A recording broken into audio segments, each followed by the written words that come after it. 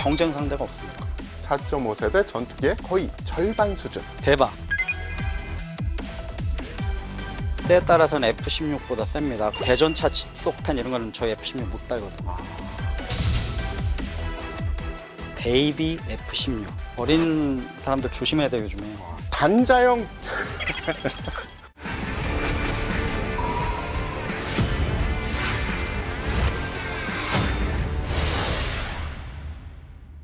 전 세계 방산 시장의 새로운 강자로 떠오른 K 방산. 세계가 주목하는 자랑스러운 K 웨폰을 파헤치는 시간. 리얼 웨폰. K.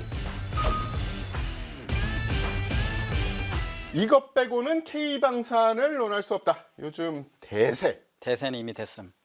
계속해서 잘 나가는 녀석. 녀석이라니요. 아주 귀하신 몸인데 얼마나 귀한지 오늘 완전 파헤쳐 보겠습니다. 오케이. 오늘은 글로벌 시장 점유율을 꾸준히 높여나가고 있는 K방산 수출의 효자 FA50에 대해서 이야기해 보겠습니다. 자, 그럼 본격적인 이야기에 들어가기에 앞서서 먼저 FA50의 개발 배경부터 알아보겠습니다. 미국 로키드 마틴사와 KTX2 사업을 통해서 만든 초음속 훈련기인 T-50 골든 이글이 기반이 된 기체죠. 초음속기로 개발한 이유는 크게 두 가지가 있습니다. 우선 대체 대상인 F5의 임무 영역이 근접 공중 지원을 포함해서 공중전까지가 아우릅니다. 아무리 최신 기종이라고 해도 F5가 담당하는 마하 0.8에서 1.2의 초음속 영역과 마하 1.6 영역의 전투기급 비행 성능이 없으면 F5의 직접 대체가 어려워진다는 점. 그렇죠. 다른 한 가지는 FA50과 모체가 되는 T50이 한국 항공산업에 있어서는 초음속기 기술 도입 개발 단계에 해당하기 때문에 FA50을 초음속 전투기 기술 도입 개발 사업으로 진행해야만 그 다음 단계인 KF-X에서 초음속기 독자 개발이 가능해진다 이 말이죠. 저도 처음에 T-50 개발에 대해서 좀 반대 입장이었습니다. 왜냐하면 훈련하는 입장에서는 너무 좋으면 안 되고 안 좋은 비행기를 가지고 연습을 해야 되거든요. 너무 고사양인데 저도 바로 전향하겠습니다. 지금 너무 잘 만든 것 같습니다. 항공산업에서 다 계획이 있었구나라는 걸 몰랐고 훈련기로서만 봤는데 그게 첫 번째 베이스가 돼서 T-50, TA-50 그리고 FA-50까지 진화적인 단계로 간다는 걸 먼저 알았다면 전향할 이유가 없었겠죠. 처음부터 찬성을 했을 겁니다. 맞습니다. 근데 여기서 보면 다목적 전투기로서의 성능을 가지고 있습니다. 이미 고성능 레이더가 있죠. FA-50 전술 데이터 링크 우리 흔히 얘기하는 링크 16이라는 걸 달고 있어요. 이거 연합작전에서 상당히 중요한 거거든요.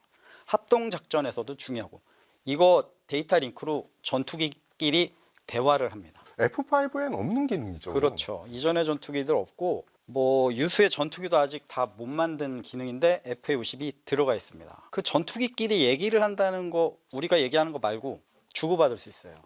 그게 상당한 기능입니다. 나중에 이게 큰 얘기인데 그거 말고도 타격 무기, 공대지 무장 웬만한 거 다 쓰고 거기에 정밀 유도 무기까지 쓸 수 있는 기능이 들어가 있습니다.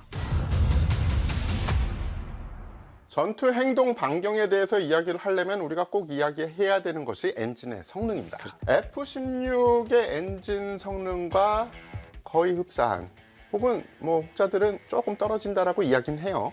5톤 추력의 단발 터보팬 엔진을 채용을 했고요. 마하 1.5 이상의 속도를 낼 수 있으며 전투 행동 반경은 약 444km 정도, 기본 항속 거리는 약 1800km 정도 됩니다. 레이더는 이스라엘 엘타 시스템에 ELM2032를 장착을 했고요. 다양한 공대공, 공대지 모드를 갖추고 있습니다. 적 레이더 위협 정보를 수신하는 레이더 정보 수신기 RWR을 갖추고 있고요. 체프 플레이어를 투발할 수 있는 디스펜서, 야간 투시경을 장착을 해서 야간 작전도 무리 없이 가능합니다. FA50 무장은 20mm M197 3열 기관포와 보통 한 6열인데 넘어가고 미사일로는 사이드 와인더, 매버릭 등을 장착할 수 있습니다. F-16, F-15는 M61 6열 그죠? 그럼 배럴이 6개 있는 네. 게틀링인데 3열이라는 것은 기술이 발전하고 총구 속도가 나오기 때문에 3열 그리고 무게를 줄일 수 있죠. 자, 폭탄으로는 마크 80 시리즈 JDAM이 있고요. 그리고 CBU 105, WCMD, KGGB 등이 장착 가능합니다. 여기서 대박인 게 CBU 105 이게 뭐냐면 대전차 집속탄입니다. 기존 전투기들은 MK20라고 해서 일반 목적의 폭탄 중에 대전차 탄을 썼는데 저 친구는요 폭탄을 떨어뜨리면 그 안에 자탄들이 있어요. 그게 떨어지면서 전차를 따라갑니다. 알아서. 우리 FA50에서만 달 수 있습니다.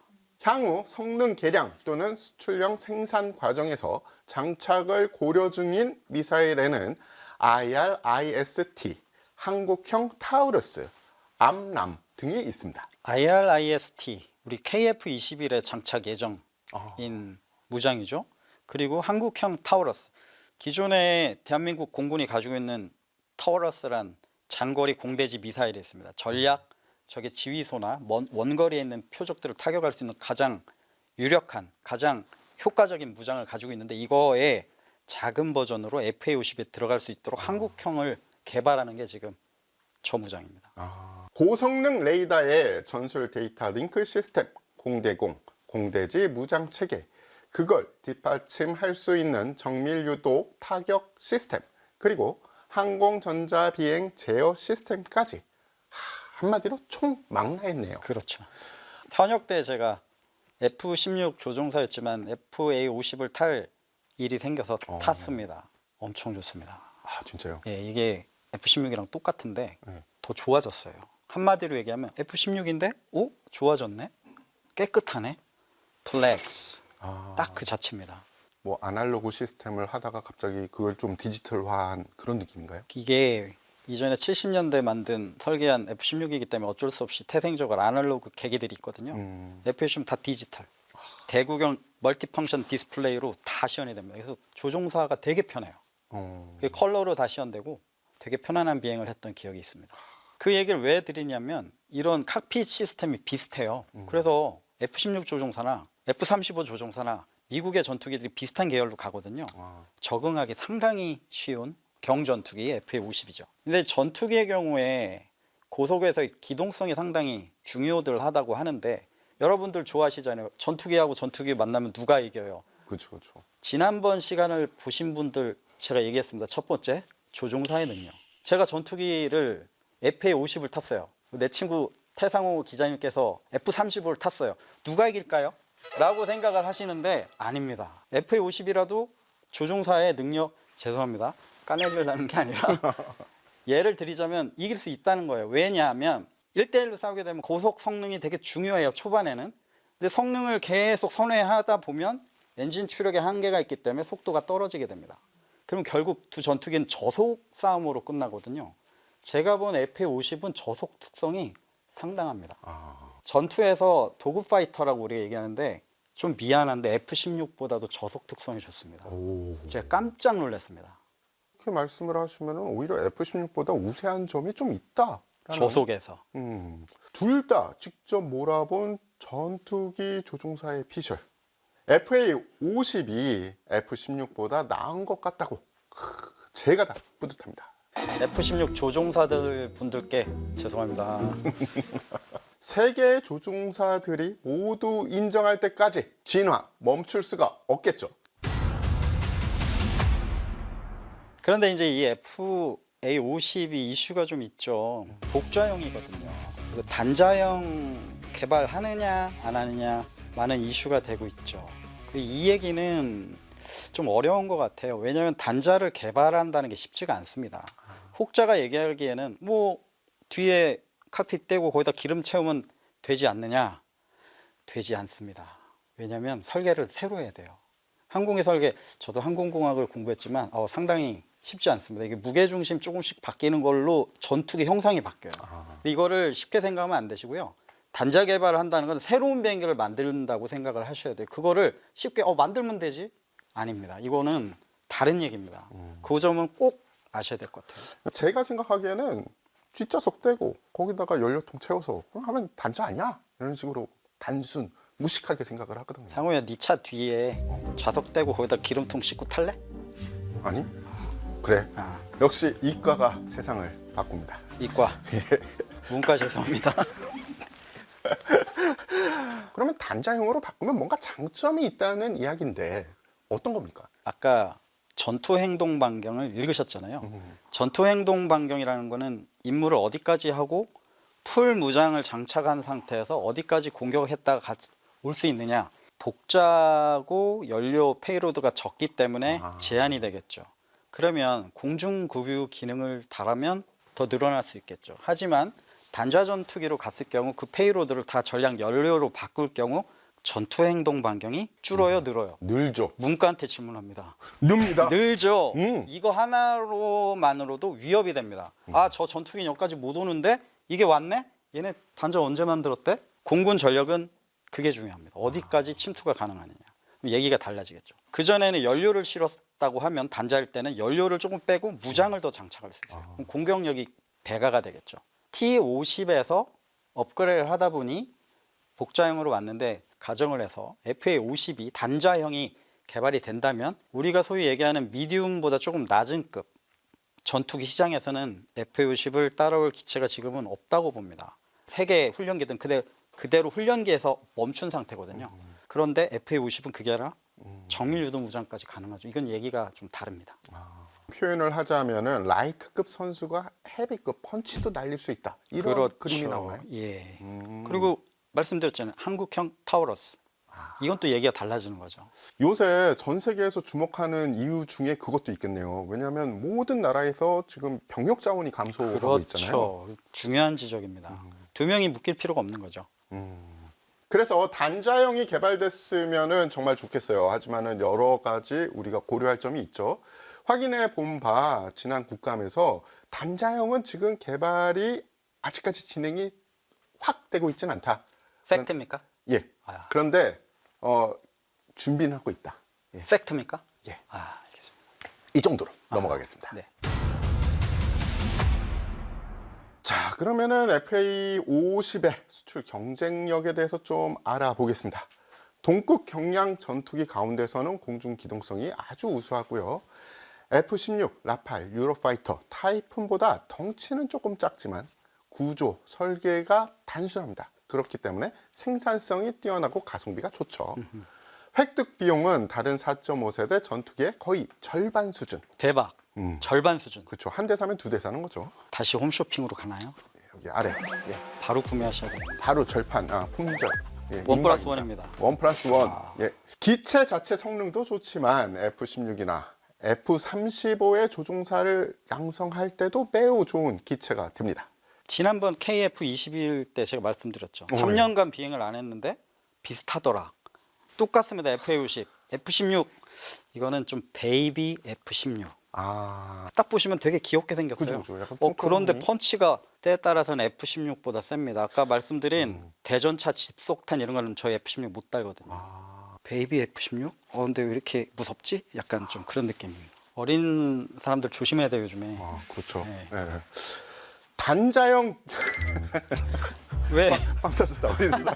갑자기 조금 있으니까 한 2초 지나니까 웃기네. 시간차 웃김. 잘 만들었다는 것은 해외에 관심만 봐도 알 수 있는데요. 지금까지 수출은 어느 정도 됐는지 한번 실적을 알아보겠습니다. 자, 먼저 수출국입니다. 폴란드, 말레이시아, 인도네시아, 필리핀, 이라크, 태국이 있고요. 벌써 그렇게 많이 수출했나요? 그렇죠. 그런데 이 수출국들의 면면을 보니까 FA50급이라고 이야기하는 게 정확할 것 같습니다. 왜 그런가요? 태국 같은 경우에는 T50이 수출이 됐죠. 그렇죠. T50, F50 계열. 그렇죠. 계열이라고 씁니다. 예. 예. 그리고 지금 따끈따끈하게 협상을 하는 국가들이 있습니다. 어느 국가인가요? 페루, 이집트, 세네갈, 우즈벡 등이 있습니다. 우즈벡까지. 예. 우즈벡. 뭔가 사연이 있다. 우즈벡. 나온다.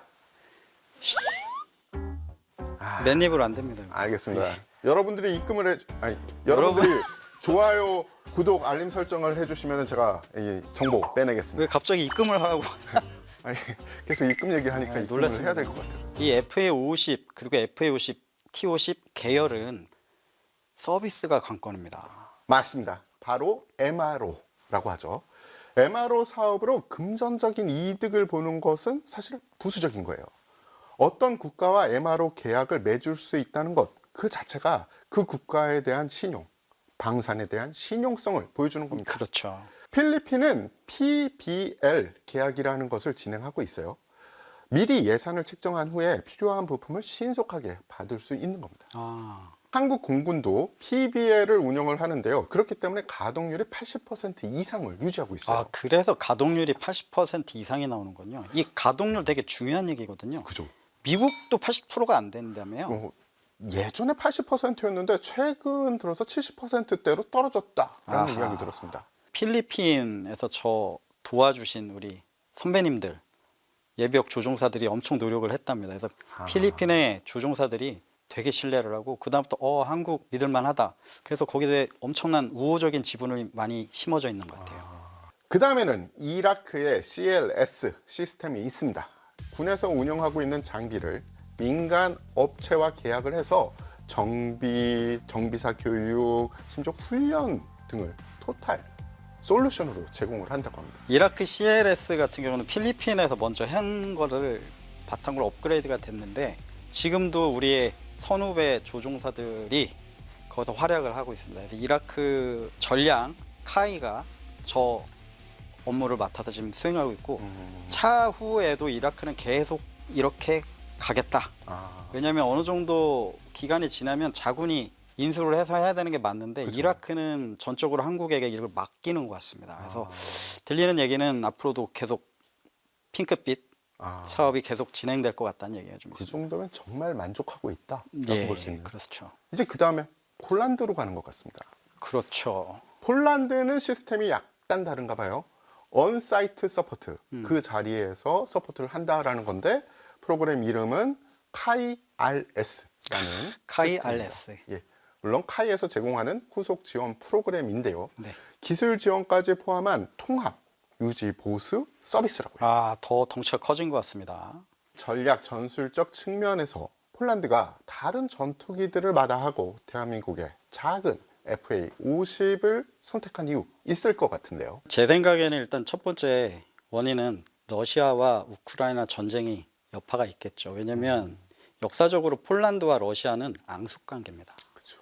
폴란드의 우측 접경은 벨라루스가 그죠.